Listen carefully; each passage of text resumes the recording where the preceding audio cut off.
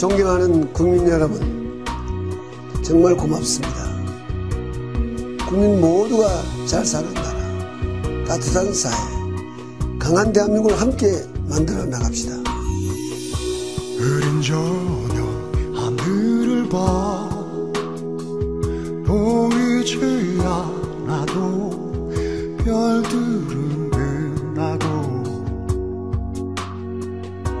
얼어붙은 잠든 이만 약속한 그날을 서둘러 일어나 잔뜩 훔추린 어깨 활짝의 나무 위로 눈부신 내일을 또 한 번 꿈에 안으며 빅토리 가슴 벅찬 빅토리 힘껏 울려 다시 이 땅 위로 떠오는 아침 위에 가장 밝게 빛나는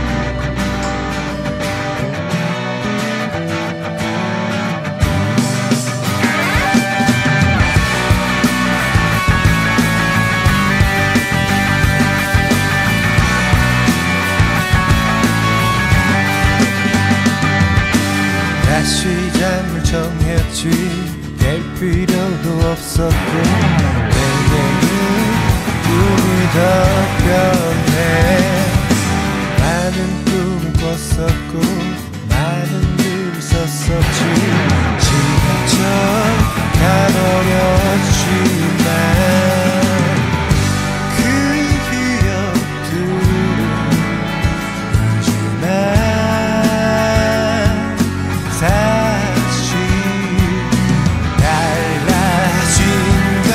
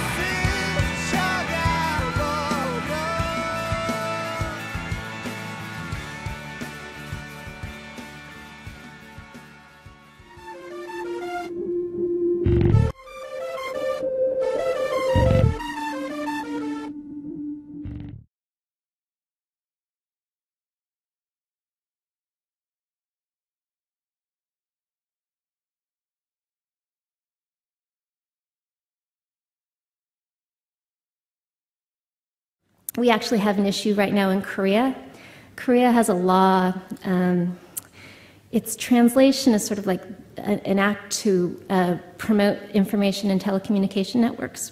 And one provision of that law is that if you have a service that is essentially a bulletin board that permits the uploading of user-generated content, and you reach a threshold audience of 100,000 users per day, then you must actually require every user who uploads to verify their identity by putting in their real name and their national ID number. So Korea is uniquely, at least in my experience with other countries, uniquely set up to do this because they actually have databases of national ID numbers and companies that are kind of like Experian that are used as the verification entity to do it. The way that it actually acts, it is enforced by an agency called the Korean Communications Commission. They, on a yearly basis, will identify countries that must comply with that law. And this past year, early in '09, they identified kr.youtube.com as one of the sites that they believe needed to start to real name verify the users. My company wrestled with that quite a bit, and the reason is this. In our experience with YouTube, we have seen it used for a wide range of things, like watching your cat play piano, that's one, but also for real and meaningful political speech. We have a lot of programs where human rights organizations actually have their own channel. Some of you may have seen the role that YouTube played in the presidential elections here in the United States. We actually do that in many other countries as well. Because we view YouTube as such an important platform for both social and political speech, and because we think that anonymity in having that speech is a fundamental element of being able to express yourself, we were really uncomfortable with the notion of real name verification. So rather than implementing a system of verifying our users, we decided to withdraw the functionality for uploading and commenting on the kr.youtube.com site. That didn't make the government very happy. And what really didn't make them happy is that users can actually upload on any other subdomain. So you can still go to youtube.com or fr.youtube.com and upload your content. You just can't do it on the specific KR subdomain. We're going to be in some rough discussions, I think, with the Korean government over the next several months because of that decision. I continue to believe that was the right decision for us. But this is where things like the human rights groups and the socially responsible investors come into play, because it's possible, and we can't really know, that our action will push the regulators in the wrong direction, right? We've now told them we don't like their law. Does that mean that they'll come back and say, all right, it should apply to all of YouTube.com. You should do this for the world.